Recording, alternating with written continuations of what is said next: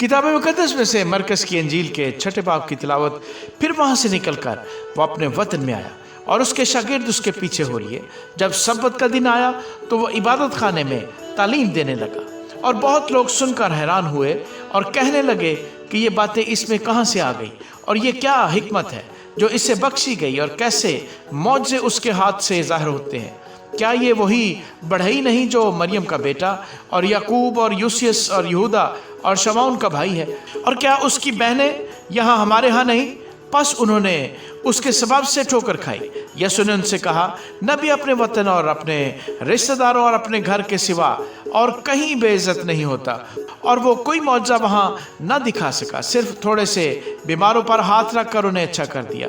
और उसने उनकी बेइत्कादी पर ताजुब किया और वो चारों तरफ के गांव में तालीम देता फिरा।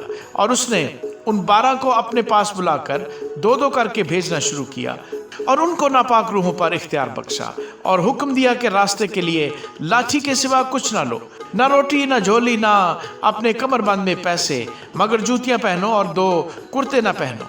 और उसने उनसे कहा, जहाँ तुम किसी घर में दाखिल हो तो उसी में रहो जब तक वहाँ से रवाना ना हो। और जिस जगह के लोग तुमको कबूल ना करें और तुम्हारी ना सुने, वहाँ से चलते वक्त अपने तलवों की गर्द झाड़ दो ताकि उन पर गवाही हो। और उन्होंने रवाना होकर मुनादी की कि तौबा करो, और बहुत सी बदरूहों को निकाला और बहुत से बीमारों को तेल मलकर अच्छा किया। और हेरोदिस बादशाह ने उसका जिक्र सुना क्योंकि उसका नाम मशहूर हो गया था। और उसने कहा कि यूहन्ना बपतिस्मा देने वाला मुर्दों में से जी उठा है, इसलिए उससे मौजे ज़ाहिर होते हैं। मगर बाज़ कहते थे कि एलिया है, और बाज़ ये कि नबियों में से किसी की मानद एक नबी है। मगर हेरोदिस ने सुनकर कहा कि यूहन्ना जिसका सर मैंने कटवाया वही जी उठा है, क्योंकि हेरोदिस ने आप आदमी भेजकर यूहन्ना को पकड़वाया और अपने भाई फिलिप्पुस की बीवी हेरोदियास के सबब से उसे कैद खाने में बांध रखा था, क्योंकि हेरोदिस ने उससे ब्याह कर लिया था। और यूहन्ना ने उससे कहा था कि अपने भाई की बीवी को रखना तुझे रवा नहीं। बस हेरोदियास उससे दुश्मनी रखती और चाहती थी कि उसे कत्ल कराए, मगर ना हो सका, क्योंकि हेरोदिस यूहन्ना को रास्तबाज और मुकद्दस आदमी जानकर उससे डरता और उसे बचाए रखता था और उसकी बातें सुनकर बहुत हैरान हो जाता था, मगर सुनता खुशी से था। और मौके के दिन जब हेरोदिस ने अपनी सालगिरह में अपने अमीरों और फौजी सरदारों और गलील के रईसों की ज़ियाफ़त की, और उसी हेरोदियास की बेटी अंदर आई और नाच कर हेरोदिस और उसके सब मेहमानों को खुश किया, तो बादशाह ने उस लड़की से कहा, जो चाहे मुझसे मांग, मैं तुझे दूंगा।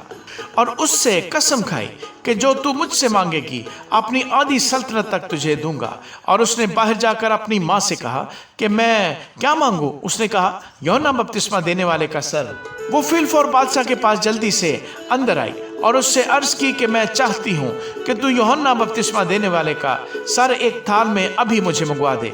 बादशाह बहुत गमगीन हुआ, मगर अपनी कसमों और मेहमानों के सबब से उससे इनकार करना न चाहा। बस बादशाह ने फिलफौर एक सिपाही को हुक्म देकर भेजा कि उसका सर लाए। उसने जाकर कैद खाने में उसका सर काटा और एक थाल में लाकर लड़की को दिया, और लड़की ने अपनी माँ को दिया। फिर उसके शागिर्द सुनकर आए और उसकी लाश उठाकर कब्र में रखी।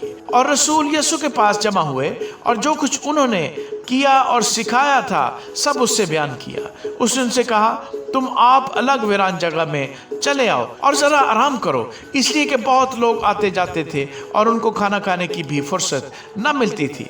बस वो कश्ती में बैठकर अलग एक वीरान जगह में चले गए, और लोगों ने उनको जाते देखा और बतेरा ने पहचान लिया, और सब शहरों से इकट्ठे होकर पैदल उधर दौड़े और उनसे पहले जा पहुंचे। और उसने उतरकर बड़ी भीड़ देखी और उसे उन पर तरस आया, क्योंकि वो उन भेड़ों की मानद थे जिनका चरवाहा ना हो। और वो उनको बहुत सी बातों की तालीम देने लगा। जब दिन बहुत ढल गया तो उसके शागिर्द उसके पास आकर कहने लगे, ये जगह वीरान है और दिन बहुत ढल गया है, इनको रुखसत कर, ताकि चारों तरफ की बस्तियों में और गांव में जाकर अपने लिए कुछ खाने को मोल लें। उसने उनसे जवाब में कहा, तुम ही इन्हें खाने को दो। उन्होंने उससे कहा, क्या हम जाकर 200 दिनार की रोटियां मोल लाएं और इनको खिलाएं? उसने उनसे कहा, तुम्हारे पास कितनी रोटियां हैं? जाओ देखो। उन्होंने दरियाफ्त करके कहा, 5 और 2 मछलियां। उसने उनको हुक्म दिया कि सब हरी घास पर दस्ता दस्ता होकर बैठ जाए। बस वो 100-100 और 50-50 की कितारें बांधकर बैठ गए। फिर उसने वो 5 रोटियां और 2 मछलियां ली اور آسمان کی طرف دیکھ کر برکت دی اور روٹیاں توڑ کر شاگردوں کو دیتا گیا کہ ان کے آگے رکھیں، اور وہ 2 مچھلیاں بھی ان سب میں بانٹ دی۔ پس وہ سب کھا کر سیر ہو گئے، اور انہوں نے ٹکڑوں سے 12 ٹوکریاں بھر کر اٹھائیں، اور کچھ مچھلیوں سے بھی، اور جنہوں نے روٹیاں کھائیں وہ 5000 مرد تھے۔ اور فی الفور اس نے اپنے شاگردوں کو مجبور کیا کہ کشتی پر بیٹھ کر اس سے پہلے اس پار بیت سیدا کو چلے جائے، جب تک وہ لوگوں کو رخصت کرے، اور ان کو رخصت کر کے پہاڑ پر دعا کرنے چلا گیا۔ اور جب شام ہوئی تو کشتی جھیل کے بیچ میں تھی، اور وہ اکیلا خشکی پر تھا۔ جب اس نے دیکھا کہ وہ کہنے سے بہت تنگ ہے کیونکہ ہوا ان کے مخالف تھی، تو رات کے پچھلے پہر کے قریب وہ جھیل پر چلتا ہوا ان کے پاس آیا اور ان سے آگے نکل جانا چاہتا تھا، لیکن انہوں نے اسے جھیل پر چلتے دیکھ کر خیال کیا کہ بھوت ہے، اور چلا اٹھے کیونکہ سب اسے دیکھ کر گھبرا گئے تھے۔ مگر اس نے فی الفور ان سے باتیں کی اور کہا، خاطر جمع رکھو، میں ہوں، ڈرو مت۔ پھر وہ کشتی پر ان کے پاس آیا اور ہوا تھم گئی، اور وہ اپنے دل میں نہایت حیران ہوئے، اس لیے کہ وہ روٹیوں کے بارے میں نہ سمجھے تھے، بلکہ ان کے دل سخت ہو گئے تھے۔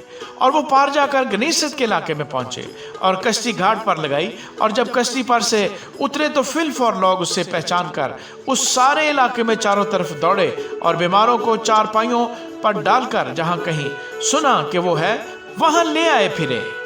اور وہ خواہ گاؤں، خواہ شہروں، خواہ بستیوں میں جہاں کہیں جاتا تھا، لوگ بیماروں کو بازاروں میں رکھ کر اس کی منت کرتے تھے کہ وہ صرف اس کی پوشاک کا کنارہ چھو لیں، اور جتنے اسے چھوتے تھے شفا پاتے تھے۔